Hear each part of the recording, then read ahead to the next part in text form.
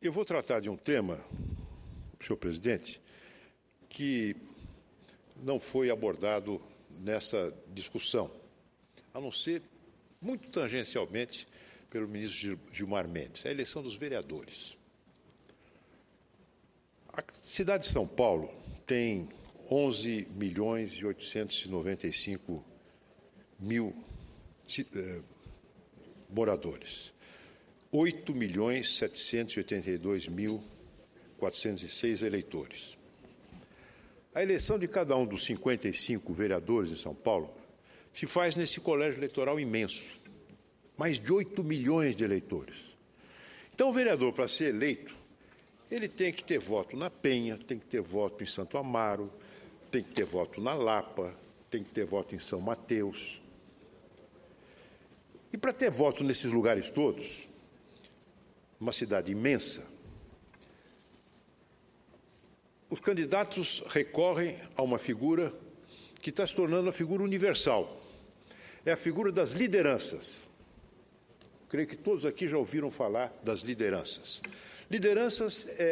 Uma liderança é uma pessoa que mora em um determinado bairro, que tem alguma militância numa sociedade de bairro, ou que tem prestígio local e que nas eleições se dispõe a trabalhar como cabo eleitoral.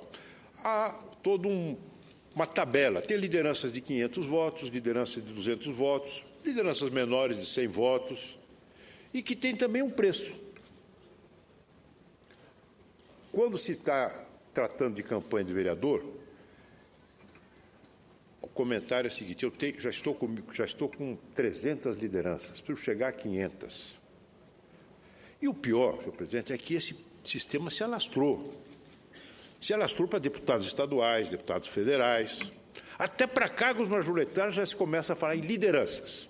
Então, esse é um dado da realidade, que financiamento público não vai resolver, que muitas fórmulas que são engendradas com a melhor das intenções não vai resolver, porque não estão desvinculadas de uma prática nefasta que tomou conta da política brasileira. Não é? Lideranças. Como é que você vai arrumar voto em 8 milhões de eleitores, minha querida colega Marta Suplicy? É praticamente impossível. A eleição do vereador em São Paulo tem lá um custo que é declarado na prestação de contas. A mais alta prestação de contas a última eleição municipal foi coisa de R$1 milhão. Mas não sai por menos de R$3 milhões, salvo raríssimas e honrosíssimas exceções. A eleição de um deputado estadual em São Paulo, por menos de R$5 milhões, não se faz. Deputado federal põe lá 8 milhões, tendo trabalho, tendo emenda parlamentar. Agora os deputados federais terão cerca de 15 a 16 milhões por ano de emendas parlamentares. Ao longo de 4 anos, são R$60 milhões, graças ao chamado orçamento impositivo de emendas parlamentares. Eu não votei a favor, fui contra, mas é o que vai acontecer.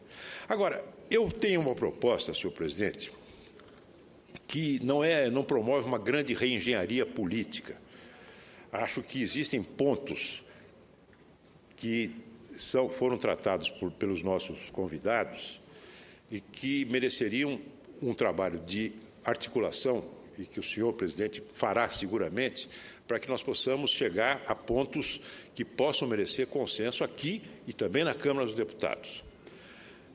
Mas eu quero tratar desse tema que já foi tratado na Comissão de Constituição e Justiça e eu fui derrotado, por uma margem pequena, mas fui, que é a instituição do voto distrital para a eleição de vereadores nas cidades com mais de 200 mil eleitores, nas cidades onde há segundo turno para a eleição do prefeito. Isso promoveria uma mudança muito, muito profunda no sentido da legitimidade do mandato do vereador. Isso levaria a uma mudança da cultura dos partidos políticos, que seriam levados a se enraizar nos municípios, a se aproximar da vida das comunidades locais. Isso introduziria no nosso sistema eleitoral o bacilo benéfico do distritalismo, da proximidade maior entre o eleitor e o eleito. A possibilidade, inclusive, de no futuro se instituir um recall, para reforçar a responsabilidade do eleito face ao eleitor. No caso de São Paulo, ao invés da eleição se dar num colégio eleitoral de 8.700.000 eleitores, cada um dos 55 vereadores seria eleito num colégio eleitoral de 159.000 eleitores. É razoável. Rio de Janeiro, de 4.800.000 eleitores, 51 vereadores, 94.000 eleitores. Fortaleza, meu querido Eunício, 1.600.000 eleitores, 43 vereadores, um distrito de 38.000 eleitores. Eu poderia me estender. São Luís, meu prezado senador Lobão, São Luís nós temos lá 1 milhão de eleitores, 619.000 eleitores. Nós teríamos um colégio eleitoral de proporções muito razoáveis, de 20.000 eleitores. Então, essa é a minha proposta. Uma proposta simples, que não demanda emenda constitucional, uma vez que a Constituição só estabelece a exigência do voto proporcional para deputados federais e deputados estaduais, sendo que a eleição de vereador pode ser disciplinada por lei ordinária. Alguns dizem, mas o voto distrital, ele vai tornar o vereador digamos assim, um agente paroquial. Mas o vereador é isso, o vereador é o voto de vizinhança. Você tem um vereador para chamar de seu no seu bairro, para resolver problemas locais e que não estão desvinculados dos problemas gerais da cidade. Um vereador eleito pelo distrito ali de Santana pode e deve, tem toda a condição e legitimidade para discutir o plano diretor da cidade, porque não há uma muralha da China entre os diferentes distritos em que se divide uma cidade. Não é? E depois, de mais a mais, Winston Churchill foi eleito durante 60 anos por um distrito eleitoral.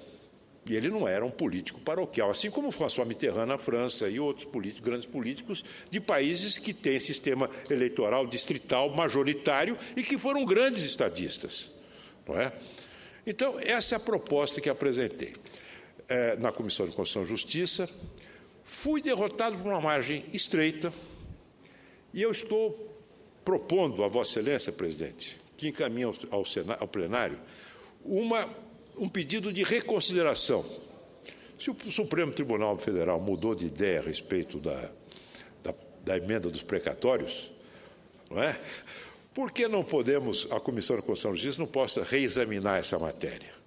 Para isso, Vossa Excelência teria que pautar o meu recurso e, vindo ao plenário, seria remetida à Comissão de Justiça para uma nova indagação, um novo exame. Quero acrescentar que nós temos um novo colega no Senado, o senador José Serra, que já falou com o senhor presidente a esse respeito, porque ele também tem uma proposta que aperfeiçoa a minha, podiam ser as duas amalgamadas. Tenho certeza que o Serra já falou com o senhor, se não tivesse falado, não seria José Serra. Não estaria reconhecendo o bom e velho José Serra. Já falou com Vossa Excelência.